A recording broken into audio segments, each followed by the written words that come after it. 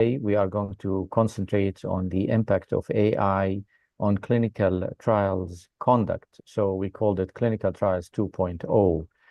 Basically, the role of artificial intelligence for conduct of clinical research, specifically patient matching to clinical research, clinical trials design, and optimization of the conduct of the clinical trials. There's no best way to start with this other than taking an very great insight into the current status of clinical trial design, conduct, optimization, and enrollment of patients in the region.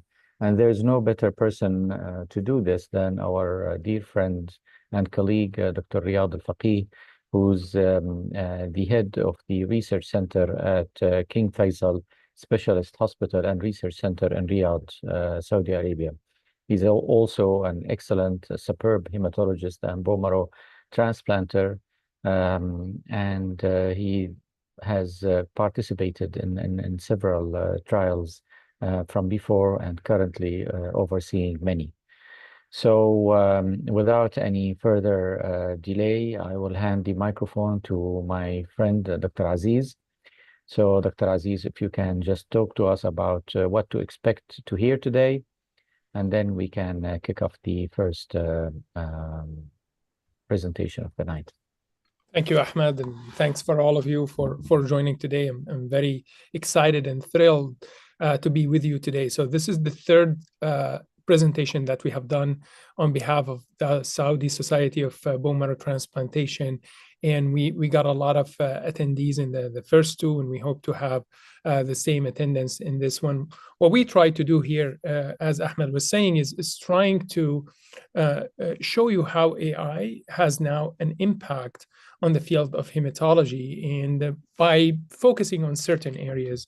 So today, the focus of the webinar is really on the conduct of clinical trials and then how AI will impact that conduct. And I think we're really happy and thrilled to have Riyad and Andrew to take us through this journey. So I want to thank all of you for joining us today. Thanks AstraZeneca for the sponsorship. And we look forward to this presentation and after the presentation for question and answer and sort of a panel discussion. So we hope to participate in this panel discussion and make it more informative for you. So without further ado, Riyad, please take it from here. Thank you much for having me, and thank you AstraZeneca for sponsoring this event. So I will go through a few slides about our experience when we established the clinical trial unit and what lessons we learned, and then talk about the current status of trials in the kingdom. This is my agenda: an introduction, baseline evaluation that we did when we started, how did we address the gaps and the challenges and the future. So as you all know, clinical trials have impact on lives, impact on the economy, access to innovative treatments, and of course, it'll help to position the kingdom on the global research map. The market size is not small as well. So in 2023, $52.7 billion US dollars was the market size of clinical trials. And this market size is expected to grow at a rate of 5.8%. So it's expected by 2030, this market will be around $80 billion. Of course, North America dominates the market and has the largest share, about 50.5%, and this is in 2022. Now, this is problematic because the majority of these patients on trials are Caucasian, and as you know, diet, microbiome, genomics can be different. And we take these results and we apply on our patients, but we may not get the same results just because it's a different population. So diversity in clinical trials and optimizing clinical trials in the kingdom and the region is very important for our patient, just to generate local data and know how these molecules or trials would affect our population. Now, talking about the size of clinical trial, this is a very important slide. You see here, this is the GDP per capita, okay, of different countries. And here on this axis, you see the clinical trials per million of population. So you see the kingdom ranks very low. This was in 2022. Okay, so if you compare to countries with similar GDP, you see the number of trials in these countries per million population. And you see Spain is performing very well, around 230 trials per million population. So we're way behind. We have a lot of things to fix and advance the clinical trial enterprise in the kingdom. Here's another way to see this. So this slide shows how much we spend in terms of pharmaceuticals and how much we have a share in a clinical trial. So you look here, so our pharma share, okay, so how much we spend pharmaceuticals compared to worldwide, it's 0.7%, and our share in clinical trial is 0.2%. So the ratio is in favor of using more pharmaceuticals as compared to the access to clinical trials. If you look at Spain, it's inverted. So their share in a clinical trial is 7%, and their use of pharma products is 2%. So this is the ideal ratio you'd like to have, like the Spain ratio. Now, it's not a secret that clinical trial has a multiplier effect on economy. So there is a revenue generation, there is a cost saving. Revenue generation because each trial will have a budget and the centers will receive that budget. Cost saving because you use a lot of free drugs, and some of these drugs are very expensive.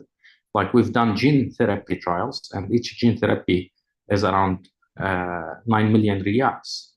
And of course, when you expand this enterprise, you get more job opportunities and more incentives. So it has a multiplier effect on the economy.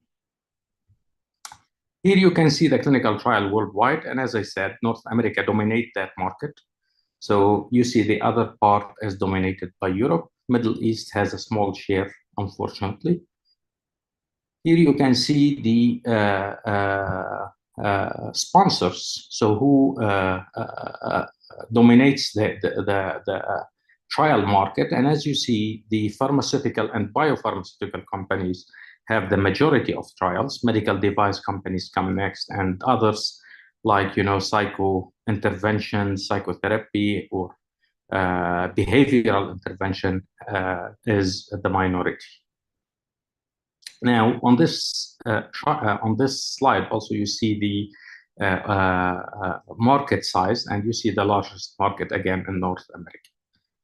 Now, sponsors. Talking about sponsors, this slide summarizes, from 2015 till 2019, and you see the biggest three sponsors in terms of sponsored trial are GSK, Pfizer, and AstraZeneca, and you see the others. What disease are the subject of clinical trials? So oncology is the biggest player. It's around a quarter of the trials worldwide. And similarly, in the kingdom, oncology is on the top with 16% of the trials. Comes next infectious disease, and also in the kingdom, infectious disease is the second one, and so on. Now, back in the 1999, there were no registries for clinical trials, and that's when clinicaltrials.gov was established. And as you see, many other trials were established, like EMA and WHO and so on. And you see the number of clinical trials started to rise, and you see the numbers in all the registries increasing. So what are the key steps to do a clinical trial? First step is always feasibility assessment. And on all these steps, AI can play a major role, actually, and facilitate each of these steps. So the feasibility assessment is essential because it will help with the accrual of patients by identifying the site capabilities, which patient population and resources available. And then once the site is selected, comes the protocol development, budgeting, regulatory approval, site initiation, recruitment, data collection, reporting the results, and closure and follow-up. So AI can facilitate all these. These are simple steps here, but as a matter of fact, they're not simple. They're very complicated and require a lot of time to perform. Here's a letter that we send once our site is selected. And as you see, a good number of documents are needed. That's for IRB. And similarly, the Saudi FDA will require a good number of documents to be collected so that we can get regulatory approval. Metrics are very important to see how your site is performing. So timelines are critical in a clinical trial. And your goal is to reduce the time from feasibility to first patient enrollment. Recruitment is another important. At the end, sponsors or principal investigators will approach a site because that site is efficient, so timelines, and has the patients, so they can recruit quickly on their trial, finish their trial, and report results. Quality is very important because every trial will result in results, and the quality of these results may affect the drug being approved or not approved. And of course, the cost of running a trial is important as well. And here the Kingdom scores good, actually, as compared to European and American sites, as the cost is lower than these sites. Here you can see a benchmark about the cost in different trial. And as you see, Germany is very expensive to run trial and so on. And here you can see the timelines. And as you see, some countries have 10 weeks, to activate a trial, while other countries have around 28 weeks. And of course, sponsors and investigators will go to the countries where they have the shortest timeline. So you need to define your role when you start this enterprise. And what we did, we said we will shoulder all the steps of clinical trials. So we'll start from the feasibility all the way, for study closure and budget distribution and all the intermediary steps in between, facilitate the communication and specifically with the site and regulators and the sponsors. We do prepare all the documents needed, budget negotiation, IRB submission, coordination, phlebotomy, investigational drug office, randomization, and so on. So this is an important step. The other step is you need to define your model, how to perform. So there are different models. There are centralized and decentralized. So centralized is where all the activities of these trials happen in a single place. And the good thing about this model is the efficiency. So you don't need to duplicate positions and so on. The problem is you don't have specialty coordination where, if you're running an oncology trial and you have an oncology team, is different from when you have a team who manage all sorts of trials. So decentralized is where you have coordination, specialty coordination and specialty team. But the problem is you need significant manpower, which we don't have currently.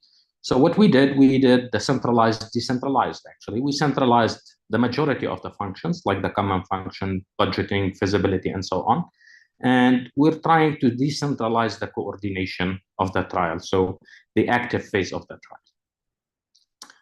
So we did a gap analysis, and here you see a process map. This is handwritten by myself when I first started to understand the process and the different steps involved and what happens. If a step does not go through, then you will have to go to earlier steps and repeat the cycle and so on. So this is very important for timelines. So we did a process of the journey of clinical trial, what happens to understand the process. And we did a baseline evaluation of the current activities, the timelines, recruitment, the quality, and then tried to get some lessons learned from these activities and then analyzed the gaps. So here you can see a trial that we did, this activity. And as you see, it took forever to get activated. Eventually, this trial recruited all the slots and our site was not activated. And that was because our times were so slow. So here are the majority of the gaps we identified initially. The process was fragmented, different specialty have some sort of activity, some sort of coordination, others don't. There was no standard pathway, no person or contact to start with. If you're an outsider and you either have a connection with somebody in the institution or you cannot penetrate the institution and start your activity. And the other problem was retaining the manpower, and that's because we did not have a clear career path for these clinical trial, coordinators, nurses, and so on. So we did address the gaps. Our timelines now are competitive.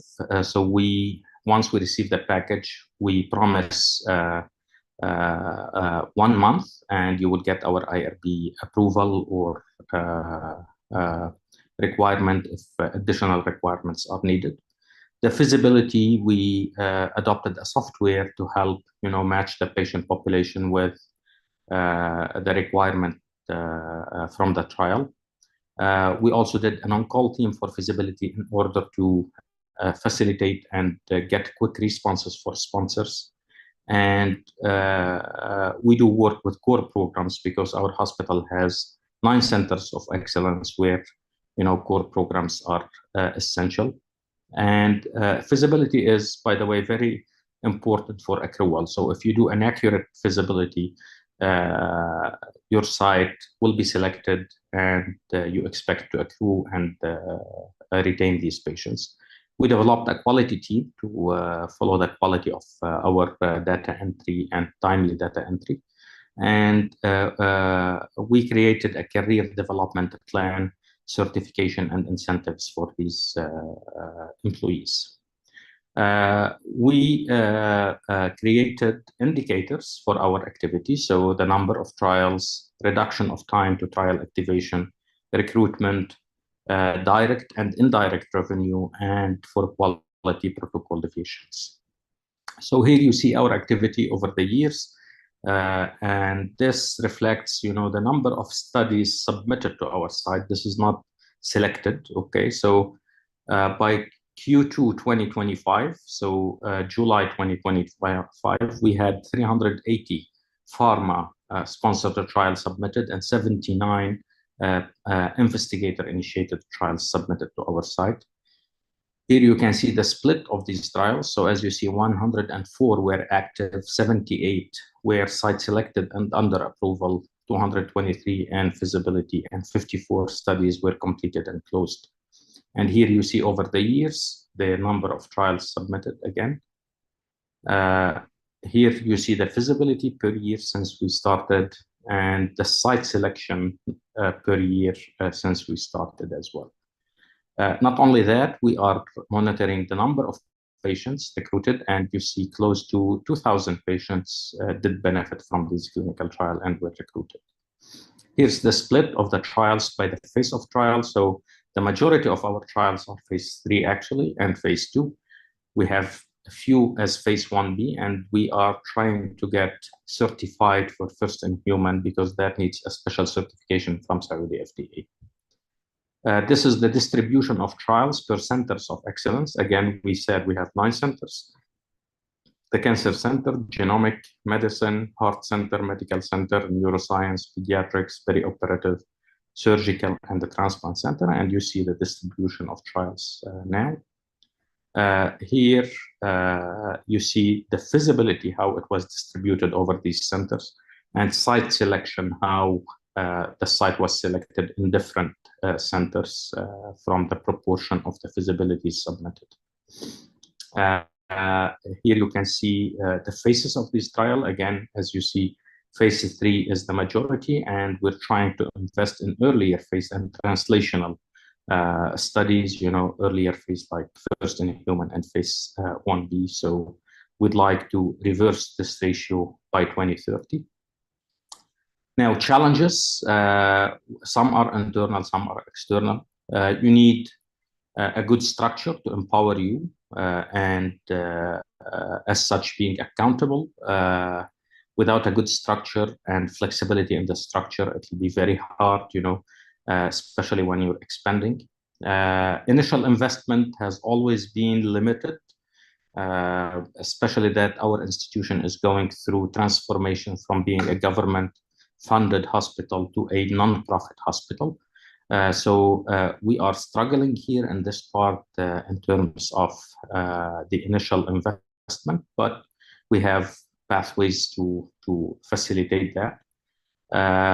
As you know, King Faisal has 3 sites, so corporatization and centralizing some activities while decentralizing others in the other sites is very important and is one of the challenge. What's the best way to adopt this corporatization business?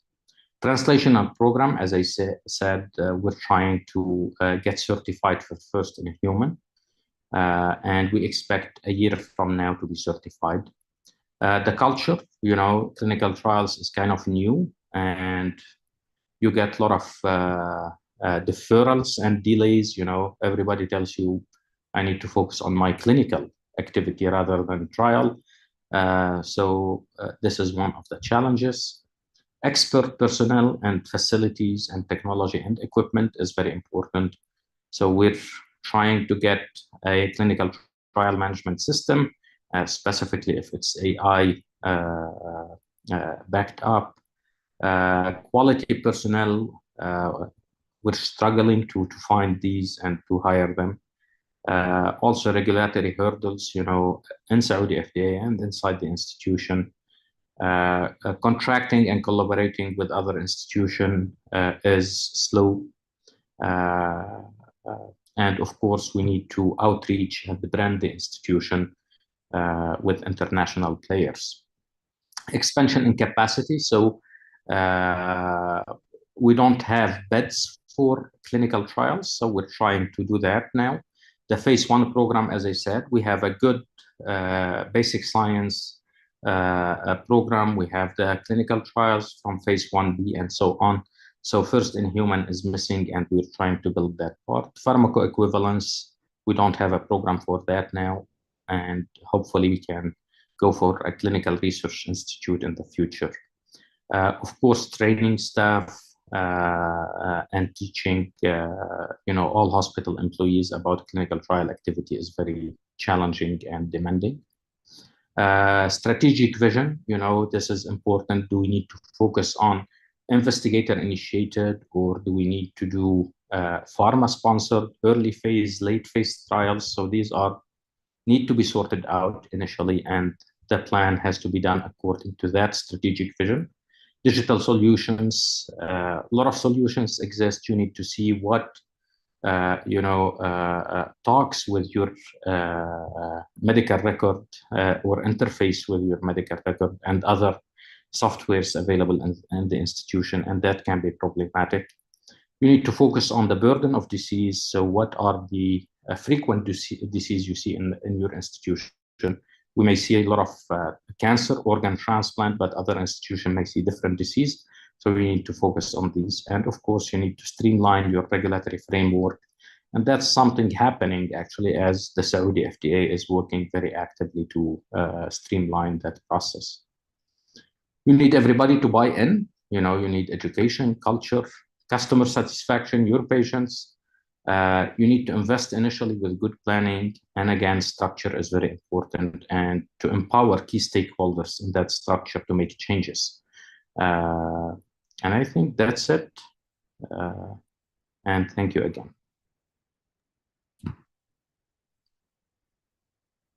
Thank you, Riyad. It's very, I think, to the point presentation, and it actually gave us very good ground and introduction for the second talk. So Aziz, if you can introduce again Andrew for his. Thank you, Ahmed, and thank you, Riyad. That was amazing. I'm really pleased and happy to introduce my great friend, Andrew. Andrew is an assistant professor at the Ohio State in the Department of Hematology and Medical Oncology. He focuses on myeloproliferative neoplasms. Andrew did his medical school at Indiana University School of Medicine his residency at University of Illinois at Chicago Medical Center and completed hematology and oncology fellowship at Mount Sinai. I've known Andrew since his fellowship, and he has been focusing on how AI is applied in digital pathology and also how we can apply AI as a novel technology in clinical trials. So this is why I'm very happy to have Andrew today to share with us how AI can be applied to improve some of the challenges that Riyadh was talking about. Andrew? Yeah, thank you so much, Aziz. First, I just want to thank you all for inviting me here. It's an honor, and thank you for AstraZeneca for sponsoring this. I wanted to just shout out to Dr. El-Fakih that the work that he just presented, that is incredible work, and I can't emphasize that enough. And if I understood that your startup times are 8 weeks from initiation to activation, that is maybe a third of what it takes for us at Ohio State to start up. So that is absolutely phenomenal work. So kudos to you. Thank you everybody for inviting me here. Again, my name is Andrew Suiswana-Newcorn. I'm at The Ohio State University as one of the clinical investigators for myeloproliferative neoplasms and leukemias. I personally lead at least 4 or 5 clinical trials at this point and have a good understanding of the operations. But as Dr. Naza was mentioning, I'm also an AI researcher, primarily for predictive modeling in digital pathology. So I wear both hats as an AI liaison. Dr. Naza and I do work in pushing this AI agenda in the United States for hematology-specific outcomes, but I also am a clinical investigator. So I'm happy to relay my thoughts about this space. And the first point that I want to make is that I apologize that this may be more biased towards a United States population and the pain points within our socioeconomic system that may not necessarily be generalizable to the Middle Eastern and Saudi population. So I'm hoping to just go over a couple of these concepts as talking points, as I likely believe that the meat of the conversation should be at the Q&A session. So what I'll talk about today is just first, brief introduction of these concepts of AI to make sure that we're all on the same page. Number 2, I'll talk about really the only review article about artificial intelligence in clinical trials and some high-level points that these authors make. And then finally, specific AI implementations for patient matching, for trial selection that I do think are quite provocative and leading towards the next generation of clinical trials 2.0, how we use AI for patient matching. So first, an overview of these concepts. I imagine that some of you might be familiar with the terms of artificial intelligence or machine learning or deep learning or Gen AI, but what do they mean? So artificial intelligence is kind of the broad term that we're all typically using nowadays, meaning the science, engineering of making your machines intelligent. Very broad categorization that really doesn't mean much. But machine learning is the study of how computer agents can improve knowledge, perceptions based on actions, but based on experience or data. And this is the point that is most relevant. This is based on observational data already that existed. So you feed in data to a computer system and it tells you what is the best way to get that. This is machine learning. Deep learning is a novel implementation, maybe in the past 10 years or so, that really sparked this entire interest of AI across the general domain and particularly in medicine. And what deep learning is the use of a very novel architecture called a neural network that has many, many, many layers and many calculations in between that have been highly performant. And it's this high performance across tasks that were really not thought to be achievable. This is what led to the popularity. And truly, deep learning and the next one, generative AI, are what we mean when we say AI in 2025. So Gen AI is a subtype of artificial intelligence that is used to create new content, such as text or video, images, or language. This is very, very important as today's talk about clinical trials. So the framework of AI terminologies, I said AI, ML, deep learning. In my opinion, they can be thought of subsets of one another, with a caveat that this framework is rapidly changing and the syntax doesn't always make sense. Deep learning typically involves many, many, many layers of a neural network. That's the quote unquote deepness of the deep learning. But not every model in the deep learning era was a neural network. So already that syntax is not correct. And I imagine in 3-5 years, this framework will be very, very different with subsets of AI that I can't even imagine right now. So you'll have to just keep on, keeping your finger on the pulse about what is the next generation of AI and how do we think about it in this framework. And I like to give a clinical framework about how I think about AI. Let's say, we're all hematologists or bone marrow transplant physicians or clinicians. If we have a study population and we have their clinical data of, let's say, their hemoglobins, I can create a rule that says every patient that has a hemoglobin of less than 13, give them the category as anemic. It's a pre-written rule that automates a process, and technically that's artificial intelligence. That's not interesting, and it's not really that useful, but it is artificial intelligence because it gives intuition into a machine. But machine learning and deep learning is where things are much more pragmatic and useful. If we wanted to make the question, is hemoglobin related to age? We can do something called linear regression. We give a bunch of age and hemoglobin values to a machine, and it learns the rule itself and gives you ways to predict future patients about the correlation of the hemoglobin age.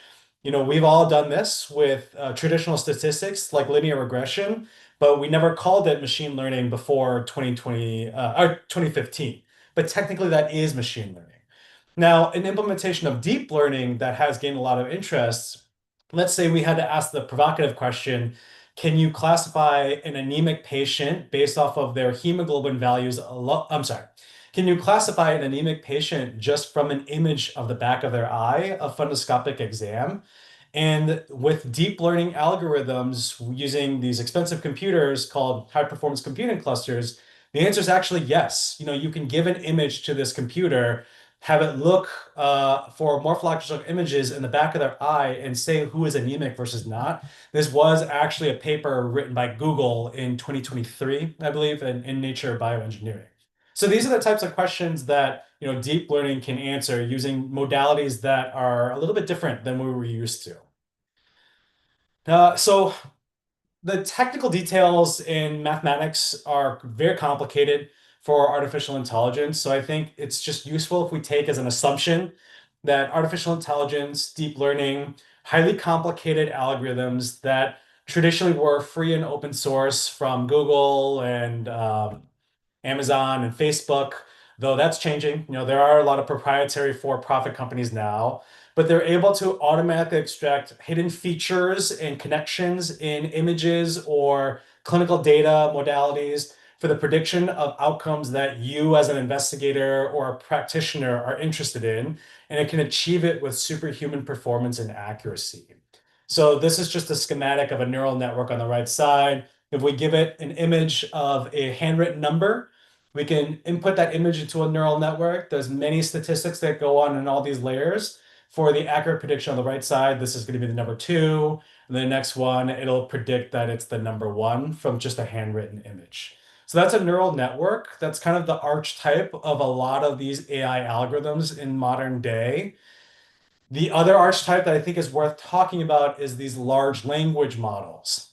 Essentially, large language models are very complicated neural networks or something called transformers, which is another complicated methodology that is really good at predicting texts.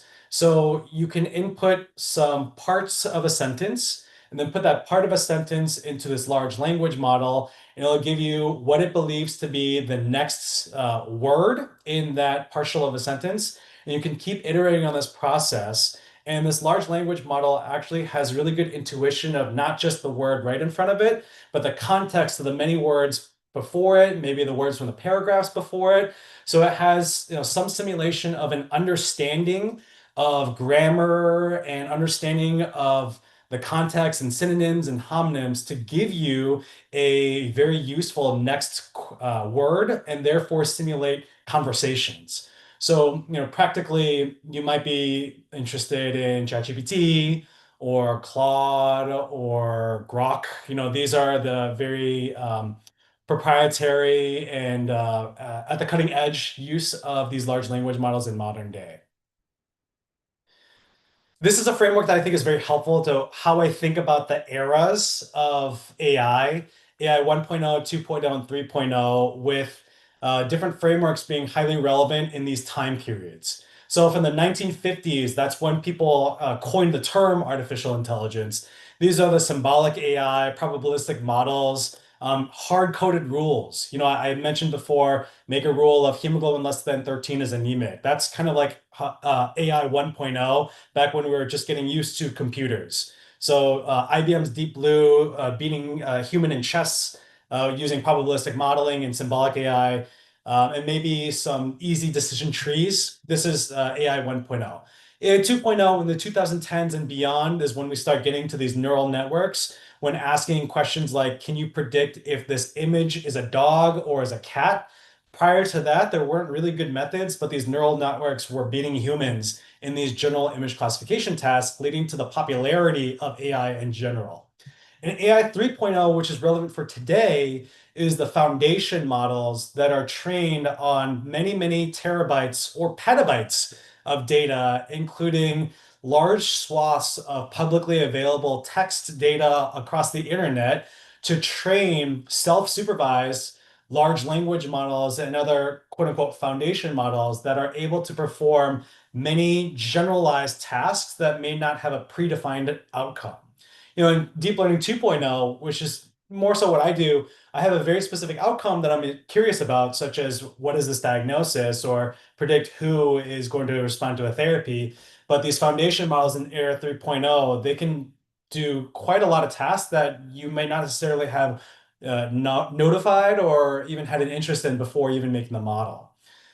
So these large language models, this rapid development of the medically informed large language models. And I show this graphic here that in 2019 and beyond, there's, walking pace of making a medically informed large language model, looking at, PubMed articles, or looking at some type of patient-derived documentation, just a couple in 2019, a couple in 2020. But in 2023 and beyond, there are so many explosions of implementations of medically informed large language models that it's really, really hard to know which one is superior and which methodology of making a large language model informed by medical documentation, what is the best method. And I argue that it might not matter. And a lot of these implementations that are for purchase, that are generalized, such as OpenAI or Google's Gemini or Microsoft Copilot, they might be honestly good enough. And we may not necessarily need to create our own fine-tuned medically domain large language model. The way to interpret this graph here is that the x-axis is time, 2022 to 2024, and the y-axis is accuracy on these question and answers of US board style questions, which is what I had to take to get my medical license. And the purple line is human expert accuracy. And as you can see here, if we give the same test to humans and we give the same test to these large language models are beating these humans. And some of the ones that are beating humans are not necessarily the ones that we were developing in the lab. They could be just OpenAI right away. They could be Microsoft right away. And we don't necessarily need to spend a lot of time making our own. So this is an exciting space. I don't know where it's going, but I do think that this will become relevant in our time frame in the next 5-10 years.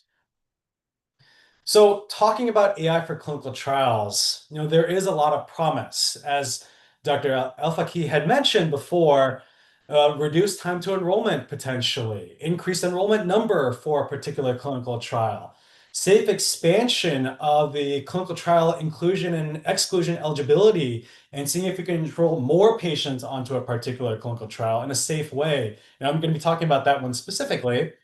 Or even reduction of toxicities if we have highly predictive models, if a trial is going to work or not on a per patient level. So I want to highlight, honestly, the only scoping review that I was able to find about artificial intelligence in trial selection, published in the Journal of American Medical Informatics. This was an overview to look at both how AI is useful for recruitment, patient matching to clinical trials, but also retention of patients that are already matched and keeping them onto a clinical trial. And they looked at over 5,000 potential articles and only found just 50 articles that were high enough quality to make some generalized statements about. And broadly speaking, they're quite heterogeneous. I mentioned before that there's a large bias for the American population about who was writing these articles or where were these AI implementations, is mostly in America. And when was it being done? Very recently, 2020 to 2023. This was published in 2024, so I bet that there's even more after that. And then what kind of disease was being looked at in these types of articles? Plurality being oncology in 26%, with a good number in Alzheimer's disease and neurology, and 40% just being a catch-all of other. I think gastroenterology and cardiology were some of the other big players about artificial intelligence in clinical trials. So they looked at many, and there were a couple themes. They looked at different types of categories that they self-defined about artificial intelligence tools. Number one is, proprietary softwares that you can just purchase, for which the underlying architecture is really not known because these are for-profit companies.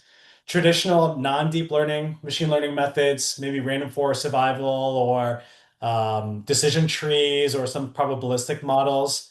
The deep learning approaches that I mentioned, using these complicated neural networks with high performance, and then other catch-all of mixed or undescribed. They did mention that in this article, and I do think is one of the weaknesses, is that the majority were these traditional non-deep learning machine learning approaches. And I do think that that's changing. I do think that we just have not kept up. There's probably many, many deep learning and generative AI approaches that were published after this article. So, this is already outdated. But and the other aspect is that no AI implementation was even looking at patient retention. They were all just looking at matching patients to a clinical trial. And they mention many benefits and drawbacks across the 51 articles, including what I talked about: increased efficiency and cost savings, improving accuracy of predictive power, making user-friendly interfaces and web apps and software, mobile applications, and even remote decentralized structures to give access to patients across different types of socioeconomic geographies, and many, many different drawbacks, including limited generalizability and very complicated algorithms. But given the heterogeneity of studies, the problem that I have is that there was no specific conclusion that could be reached. There was no specific implementation about which architecture is best in which setting. This is still a moving target, and this is why I think it's better for a conversation rather than for me to tell you this is the next approach. So I wanted to give you a couple specific examples that I'm particularly excited for about how AI could be used for clinical trial enrollment. Number one, looking at how we can implement novel designs for the trials, and 2 and 3 in different directions about how it can be useful. First, from a trials perspective, if we have a trial, how do we find patients? But 3, from a patient's perspective, if I'm the patient, where do I find a trial? So the first implementation that I think is really interesting is an algorithm called Trial Pathfinder. This was by Dr. Zhu at Stanford University, and they were looking at changing the inclusion-exclusion criteria in a data-driven way. And from a pragmatic standpoint, as a lot of the clinical investigators develop the protocols for clinical trials, they essentially just copy and paste the inclusion-exclusion criteria from many of the clinical trials that were already written and published. But the big question is that, does that matter? And do we have to do that? And can we be a little bit smarter about who we include and exclude from these clinical trials? So these authors had interrogated if the relevant inclusion and exclusion clinical trial criteria actually made an impact on the outcome of interest for each particular trial. And this was published in Nature. And I'll tell you that the outcome is that their find that more patients actually may benefit from the particular therapy if we allow expansion of the inclusion and exclusion clinical trial. And I'll highlight with lung cancer. So they looked at, I believe, 11 lung cancer clinical trials for checkpoint inhibitors like pembrolizumab or nivolumab, and they emulated each of those clinical trials using a real-world database. And they looked at the original inclusion and exclusion criteria, and in their digital clinical trial, they found maybe 4,000 patients for this emulated Keynote 189 clinical trial. And they found that their emulated hazard ratio for their trial endpoint was something like 0.88. That's the baseline. Then their trial pathfinder algorithm said 15 inclusion exclusion criteria might not make sense. Let's throw away 8 of the inclusion exclusion criteria. It does no further harm to the patients in that way. And they could do 2 things at once. Number one is they expanded the potential patients that could be quote unquote enrolled on this digital clinical trial by 500 patients. But interestingly enough, the hazard ratio went down, implying that the patients from this data-driven criteria, which is less, benefited more from the therapy. And you can see that the data-driven criteria had a dispersion of those Kaplan-Meier curves. So they looked at this across multiple of these emulated clinical trials, and the answer was the same, that we really shouldn't just be copy and pasting the inclusion and exclusion criteria. So implementation number 2 that I think is really interesting is called criteria to query. This is, if I have a trial, how do I find patients? And this was developed by Odyssey, this informatics group who are leaders in defining common data formats called OMOP. So I do respect them quite a lot. And this is a very interesting implementation where they developed this system that first queried all of the available public clinical trials on clinicaltrials.gov, the website. And they could look at the eligibility criteria and they parse it out and they map it into structured data about what's a laboratory value, what is a radiological value, and what is helpful for us to create a code. And that's the third part.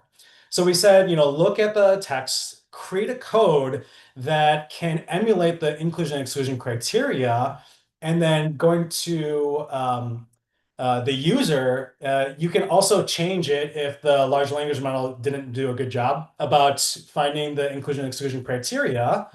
If you agree with the structured data, the labs and the radiological and the diagnostic criteria, you can copy and paste this code in your own database at your own medical university, and in a semi-automatic way, find candidate patients for this particular clinical trial of interest as a list of patients that you as a team can identify and reach out to and potentially enroll onto that particular clinical trial. But what I like is this implementation here that I highlighted, it also gives you intuition. It gives you an explanation. And I think this is important as we look at these artificial intelligence algorithms that we don't necessarily understand because they're black boxes. This is a way for us to get it, to understand. And the GPT-4 is explaining to you as the user what the code is trying to do so that you agree with it. And I do think that that's helpful so that there's some type of human governance in these types of AI implementations. And finally is this third algorithm that I think is interesting from the opposite direction. If I'm a patient, how do I find clinical trials? This was developed in collaboration with National Institutes of Health in the United States called Trial GPT. So let's say I'm a patient or I'm a physician and I write a patient summary. This Trial GPT has 3 modules, and the first module will take that patient text and identify key words or key concepts in that patient text. Then it'll map those key concepts to derived key concepts from the publicly available clinicaltrials.gov. And it'll give you a matching candidate trials that could be potentially helpful for a patient. So it'll give you lists. The second module, after you have that list of potential trials for that patient, is actually going in a deeper dive and matching each criteria to say this patient matches this, or this patient would be excluded from this clinical trial because of this reason. And finally, when you aggregate all of those inclusion and exclusion criteria, it'll give a ranked list of the top maybe 10 or so clinical trials that this patient should be considering across all open clinical trials. So this patient may want to travel across the country or even across the globe to find this clinical trial because it matches their particular clinical situation. So in these, module methods, number one, identifying potential trials, number two, matching them, and then three, giving a list to the patient, that's very helpful and pragmatic. And this is just showing the accuracy of the matching method. They 90, 100% of the time, this algorithm can tell you this patient should be included, this patient should be excluded, or there's not enough information for me to know, then you need to give the algorithm more information.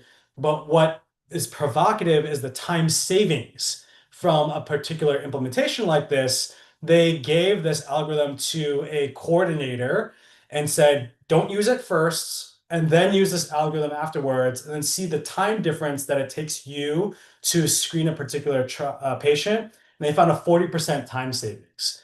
And a 40% time savings leads to a lot of financial savings as well, too.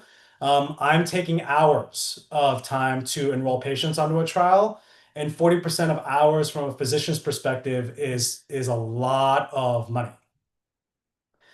So other practical points that I think are worth considering outside of the literature and outside of the scientific endeavors is a couple things. Number one is commercially available solutions. There is quite a lot of interest in for-profit tech companies to make some type of large language model solution for clinical trial enrollment. And as you can see, the market capital for this type of space is ever increasing. In 2030, it's probably going to triple or quadruple in the market capital for AI for clinical trials.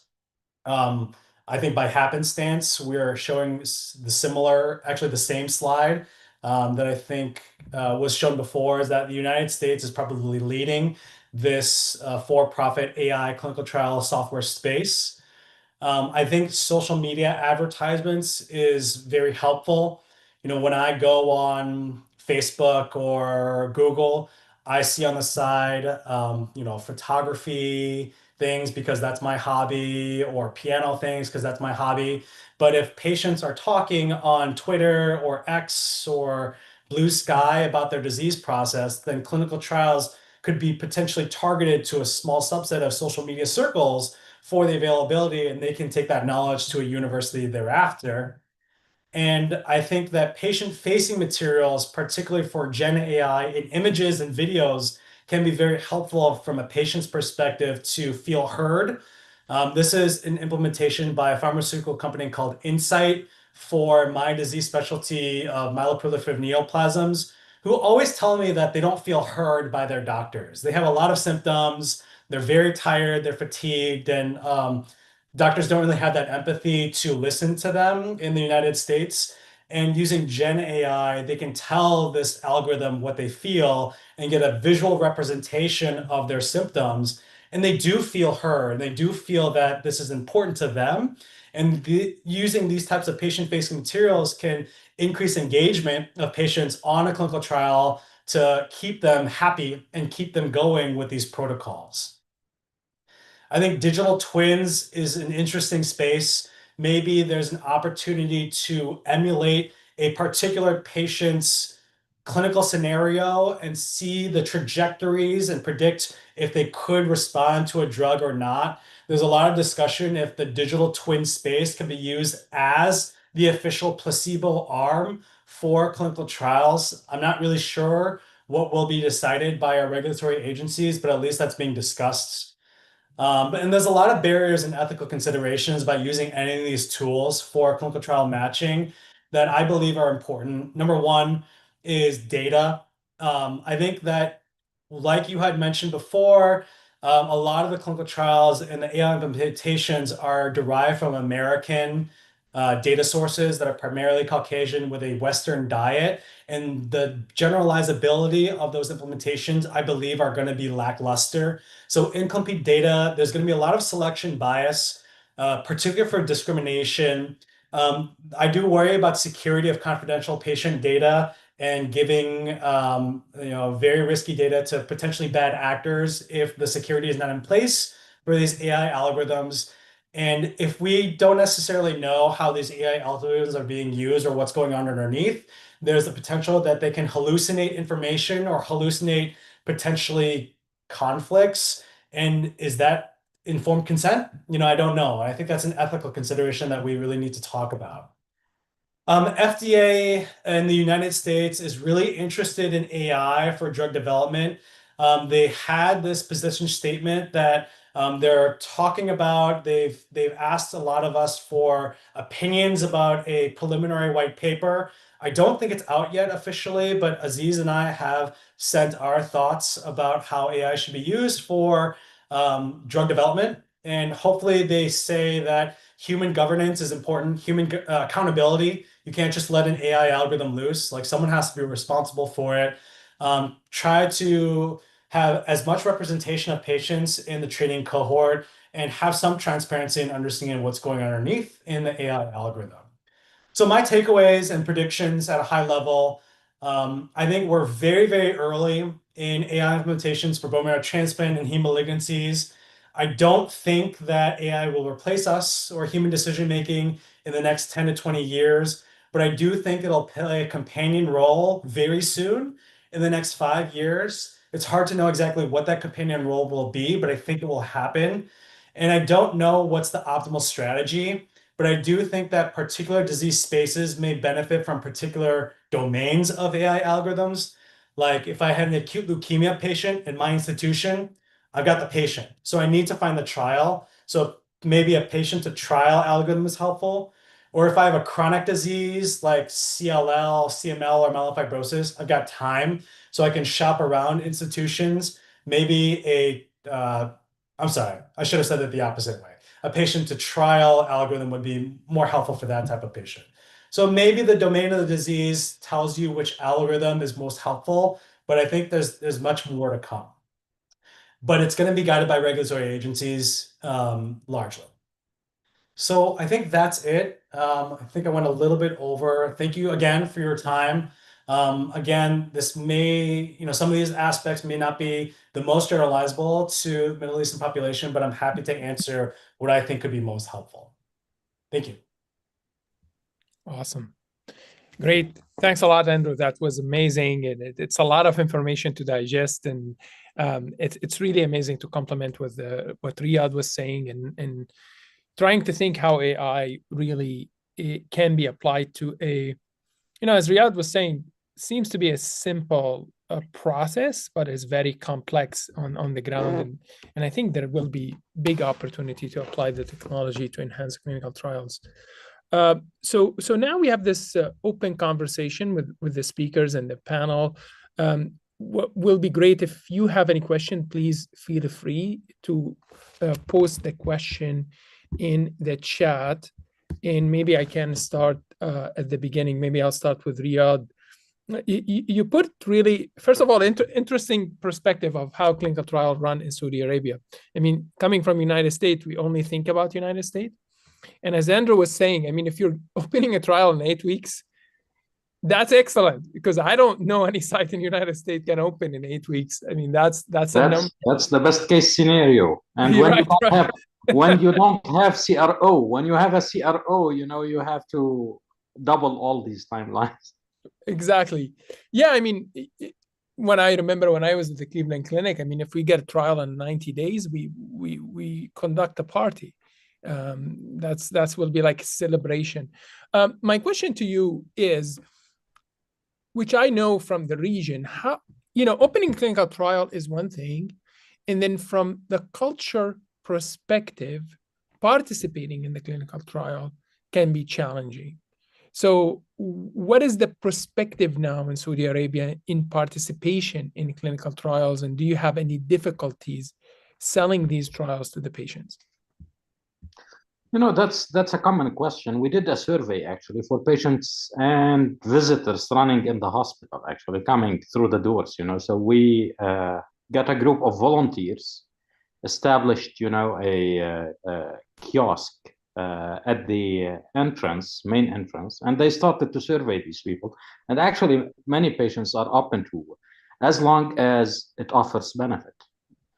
So it all depends on how it's presented for them. What's the benefit? And is it a complex trial? Because many people live, so Saudi Arabia is 2 million square kilometers.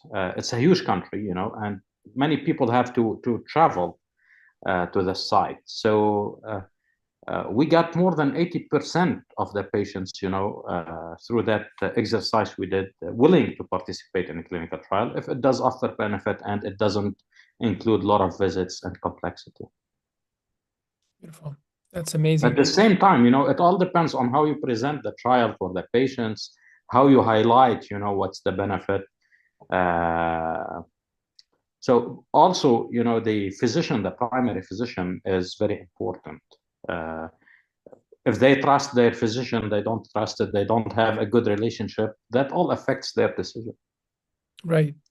And how do you deal then, as you said, like you have the major center, let's say in Riyadh and Jeddah, but you get patients across the country. How do you deal with that referral? Do they have to move to Riyadh to get the trial, especially for intensive trials, or how do you deal with it? Depends. So basically, many patients, they come for their treatment. I'm a hematologist. I see a lot of lymphoma. So many patients come every 3 weeks for their treatment. Some other trials require a lot more, okay? And some of these trials will require them to move to Riyadh. Now, they have a lot of support from the government, like housing is provided. Tickets are provided for these patients. This is at no cost, at least currently. So they're supported from that end. That can help. But still, some patients, if that trial will require moving to Riyadh, they may be resistant versus a standard of care that doesn't require. And here comes, how much benefit I'm getting. If the trial is offering them, an intervention that doubles their survival, for example, or so on, they may relocate, because the benefit is huge. Yeah, that's excellent. So, Andrew, you laid out a lot of opportunities, I think, to impact, this interesting journey of opening a trial in a site, finding the patients, and then also, improve that up, the whole operation, if you wish, because, there are different buckets, if you wish. So opening a trial, it takes a lot of time and effort. So if we think about how AI could implement there, what do you see opportunity there? And then the second part is, how do I run the trial more efficiently in terms of me now I open the trial, but how can I get it more efficiently through across the line? So where do you think AI can have big impact in the next 5 years in the first bucket and the second bucket?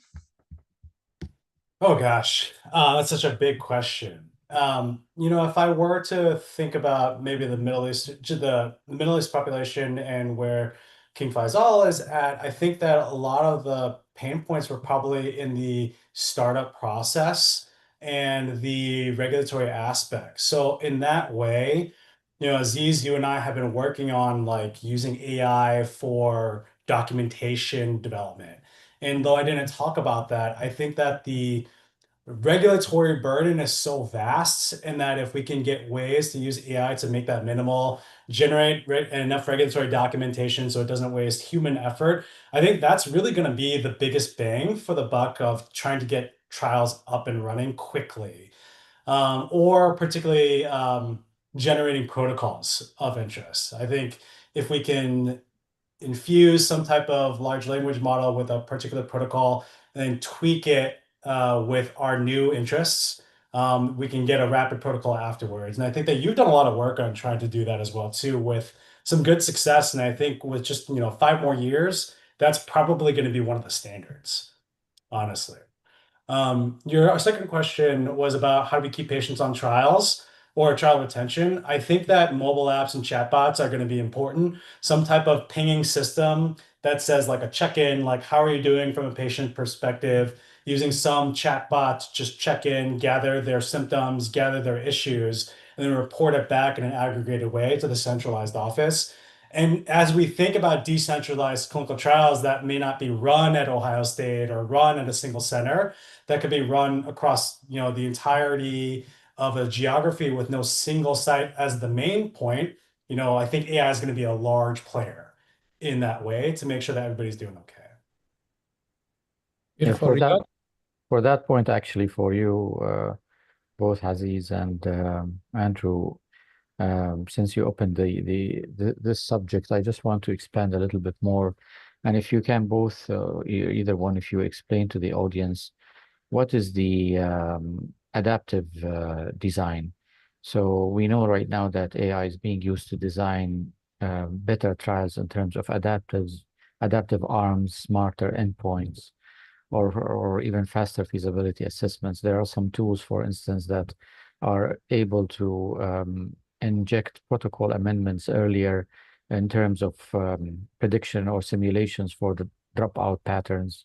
So if you can explain just the adaptive trial design and how might this adaptive trial design benefit from the real-time AI feedback during a study?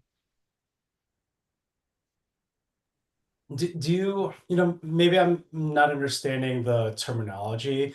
That sounds to me like a Bayesian clinical trial cohort where you implement, you have some type of cohort, and then you run the trial, and then based off of those, did you rerun an analysis to see if there's feasibility or if it's likely to meet an outcome, and then you kind of iterate this process with data multiple times to make sure that the likelihood of success is throughout. Is that what you kind of mean by adaptive? Yeah, exactly.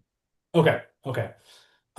So I think just for my perspective, there are a couple of ways, just to explain it, there are a couple of ways to design a clinical trial for a patient powering, which means how many patients do you enroll on a clinical trial.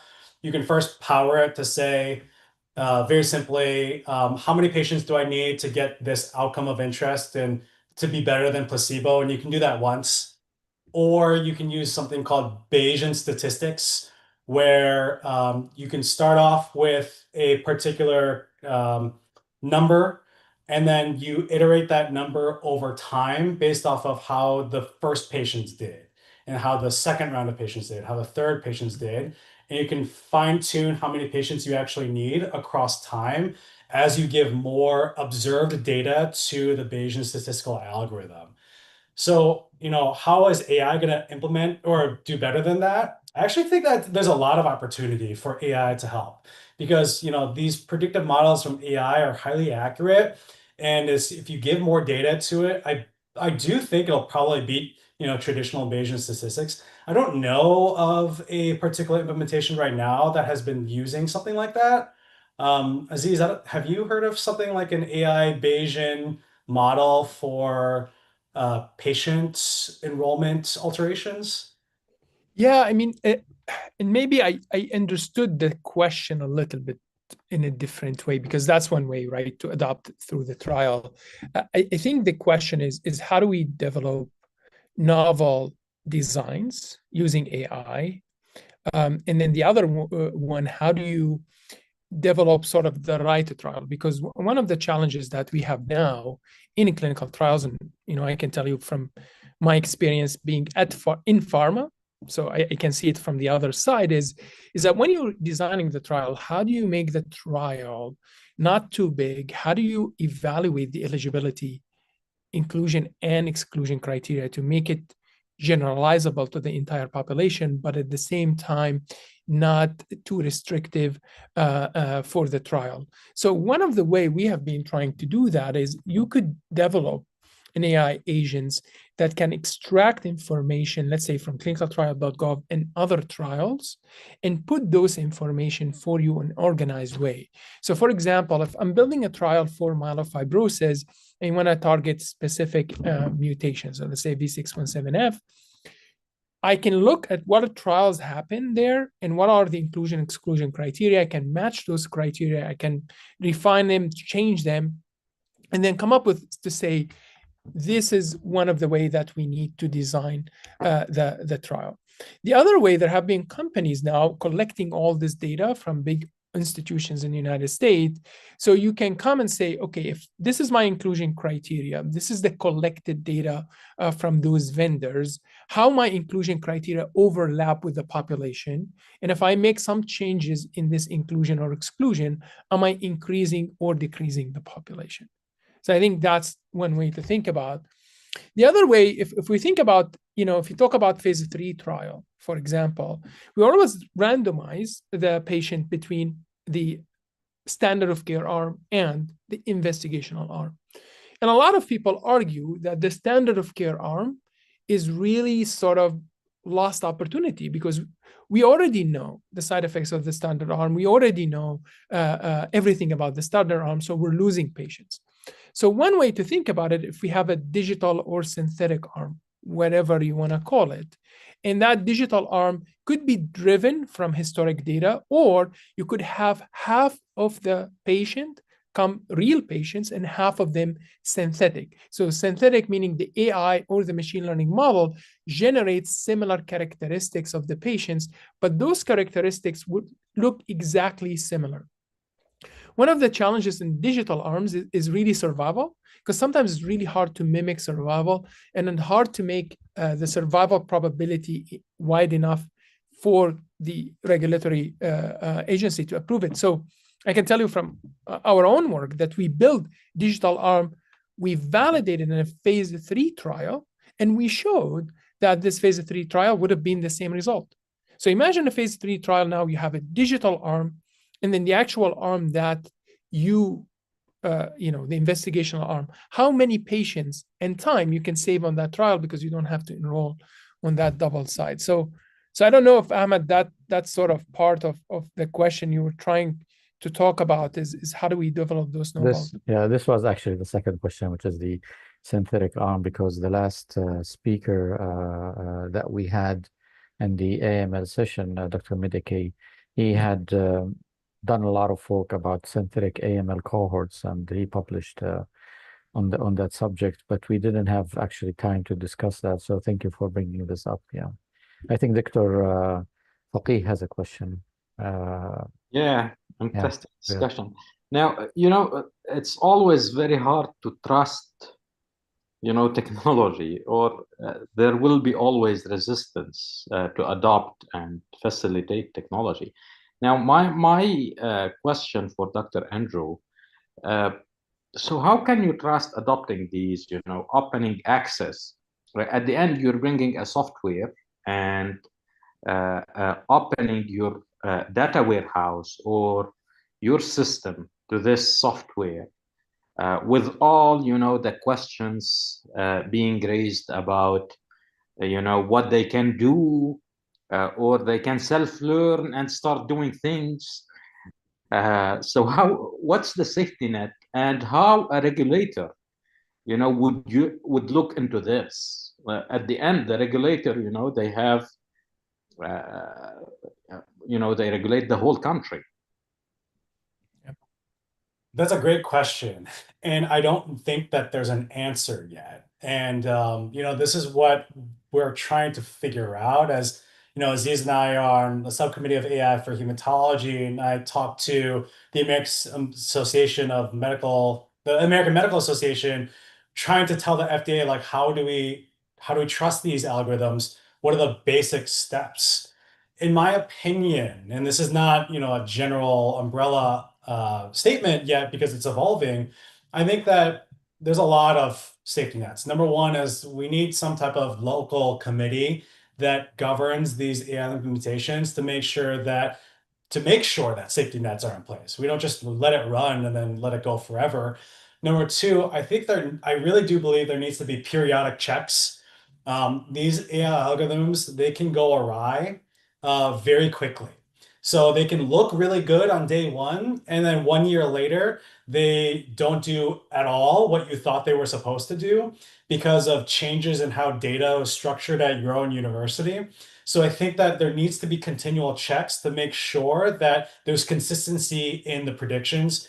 Number three, I think that the models, as much as possible, need to be stored and deployed locally.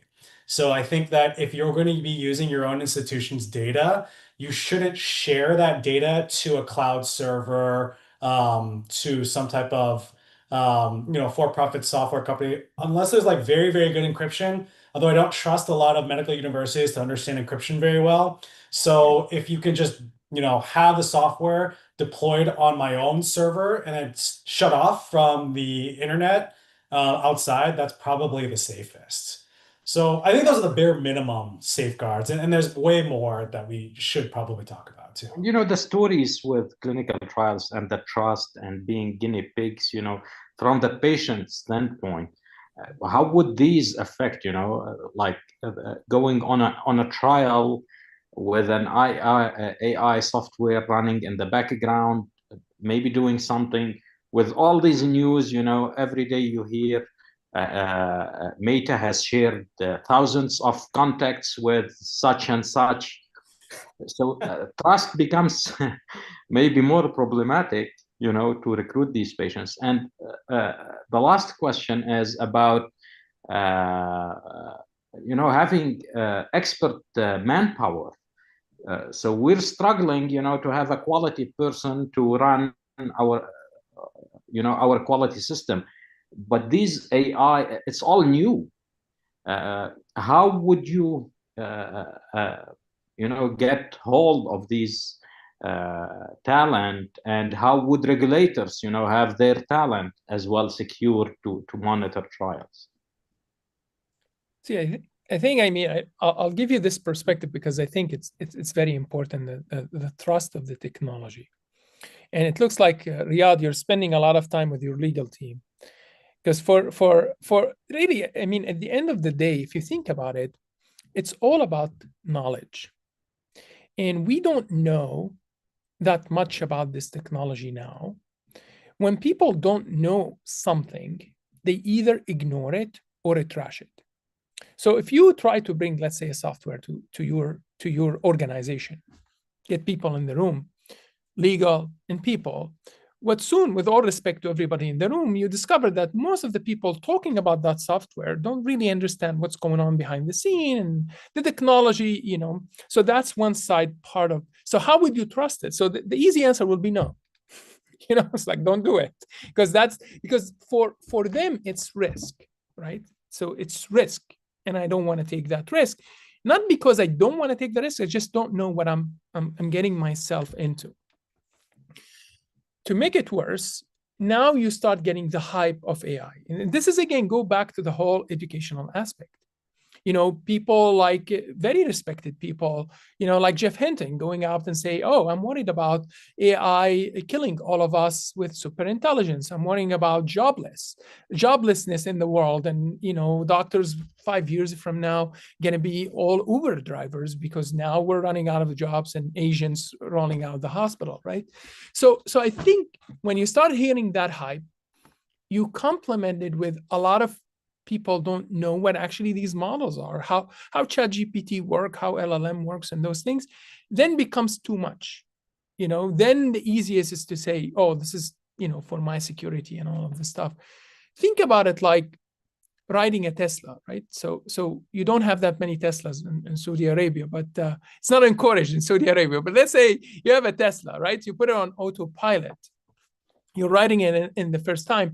I can guarantee you will be freaking out the first time you go on a highway, put it on autopilot and put it at 70. I can guarantee you that it happened to me. In fact, it happened to my wife next to me. She will never drive it. She will never drive the Tesla because of that, right? So what happened many times now, you start doing it on the highway. Now I feel like I can cook on the highway because I can't trust it. I'm all like, I'm not even looking at it. So trust take two things, time and knowledge. See, once people aware of what's going on in the algorithm and how the technology works, you will see more openness to say, okay, now I know how these results happen, and now I know how to put the guardrails. I understand the safety, security of all of these models. Sorry for interruption. Both, time and knowledge may not be available, when you're dealing with patients, right? Right. So a patient will go one time on a trial, maybe twice through their lifetime, and they may not have, they may not spend time on AI, or depends on their background there. So from the patient perspective, how can you convince them, on these trials? How can they trust to enroll on these trials? That's my question. So there is another interesting aspect to this from patient perspective. So I can tell you, for example, now what I see in my patients, because I still practice, that my patients start using ChatGPT to get answers, not Google. So they are already using the technology, which, by the way, scare me because ChatGPT could, hallucinate or give them wrong answer, and they are unable to verify that because there is no link, to the article. I don't know where this information come from. When I Google, I might get into Mayo Clinic website and say, okay, this information come out of Mayo Clinic, Cleveland Clinic, and I will trust it. Where when the information come from ChatGPT, I don't know where the information come from, right? So that's one aspect we need to address. I found interesting recent research. They did a survey for patients, and I think we need more research for that. And what you think patients will encourage physicians to use AI, but in that specific survey, they took about 1,200 patients. Now we're talking about the new aspect of AI, which is, similar to ChatGPT and information coming from ChatGPT. I'm not talking about, AI reading a CT scan or AI give you a model, right? So I'm talking about this aspect of specialized ChatGPT, getting answers from ChatGPT. And what patient says that they have less trust in physicians who use AI. They are less trustworthy, which I would argue it's the opposite should be, because physician using AI should be better than physician not using AI, right? So I think we will learn more about this stuff. It's going to evolve, but we're still at the beginning of it. It's funny you say that. I actually know some data that says that physicians trust themselves less than AI. So if a physician made a suggestion and AI made a suggestion, the physician will change their suggestion to match what AI said. So it's kind of a moving target. But Riyad, I think your patient perspective is a good one. In my opinion, the time and knowledge that we ask a patient is maybe not per patient, but generational. I think time and knowledge of the generation, maybe it's too late right now for today's patient. But in 5 years, as the generation understands AI and is getting used to it in a non-clinical way, using ChatGPT for making grocery lists, then there'll be some comfort. But I would also argue that patients should be critical of these AI implementations because, it is our responsibility as clinicians and regulatory to make sure that there's a safety net. So if we as physicians can explain the safety net to the patients, give them that human comfort, then potentially there's that human touch that gets patients to be enrolled. But because of the irresponsibilities of a lot of the AI implementations, I actually do think that there's good to have some skepticism from their side. Great. I think we are approaching the closure of this meeting, but I want to ask one question from, again, both Andrew and Aziz. I think one of the most important, Aziz brought up the issue of synthetic arm, and again, thinking innovatively, if you want.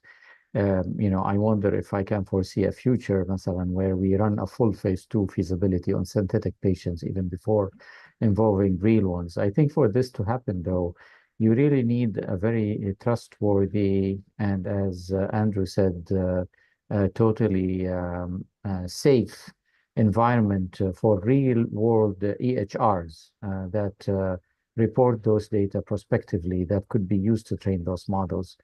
I know, for instance, here in Saudi, we don't even have this in the horizon. I don't know if it will come anytime soon. But what's the situation in the US for that, the open source EHR, open data?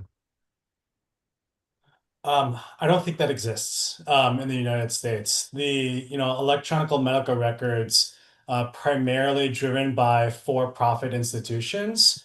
There are some very, very large not open data sets, but available data sets by some of the EMRs that have a research kind of back end as well too.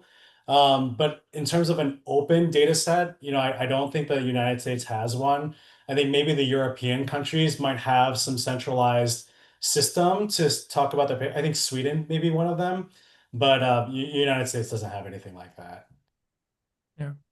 Yeah, I agree with Andrew. So what you see in United States now, there are multiple companies that take data from the EHR, claim they structure it because it's unstructured data, and then they sell it.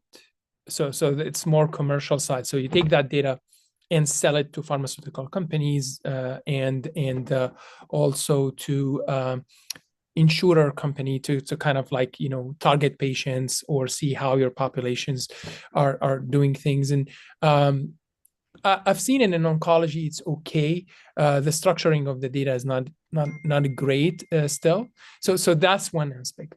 What you also see now, slowly creeping up, a shift of cancer centers in the United States start thinking about, now I own that data. Why I'm giving it to those companies? I own that data. Can I structure it and sell it? So this is a big conversation in many cancer centers that I talk to now is, how do I sell my oncology data or make money off my oncology data? The challenge for that, obviously, is you need to structure it, you need to organize it, you need to have a value proposition for that data. So what you will see, at least in the United States and probably in the next few years, cancer centers, whether, I don't think it's going to be publicly too, because you don't want patients to go like, oh, they are selling my data. And publicly going to be like, a lot of these cancer centers try to sell their data, cut the middleman, right? So cut the third party that's going to collect the data and directly go to the consumers.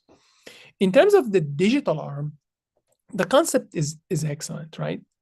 The challenge that I see and I face when we did it in Insight wasn't actually the data, wasn't the technology. It's always the challenge, not the technology, is people.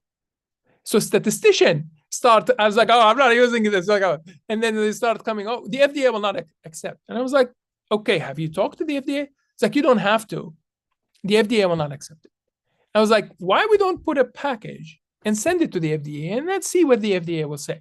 Oh, no, it's not going to agree. So you already shut down the project just by saying the FDA is not going to agree. And to their, honestly, fair, yes, the FDA might encourage you to do that. And then you submit the trial design and say, no, thanks, but no thanks. So I still think it's not the technology, is how people trust it, go back to trust, and how people perceive it. And then regulatory agencies in the world now, typically they are very behind in regulating AI because the technology is moving so quickly. It's really hard to wrap your head around it. Regulation moves so slowly, and they're not even there. So I don't know if this is going to change in the next few years. Great, awesome. We are right on time. I think we don't have any questions from the audience, so I would bring this to a closure. So allow me, Aziz, to thank again Dr. Riyad Al-Faqih, Dr. Andrew, and Aziz, myself, for all the audience, SSBMT and AstraZeneca. Thank you all for giving us an hour and a half from your time to listen to this webinar. We are looking forward to the next one. It will be 4 weeks from now, so stay tuned for the invitation. And please, again, I would encourage in the future ones, if we can get more participation from the audience, that would be great.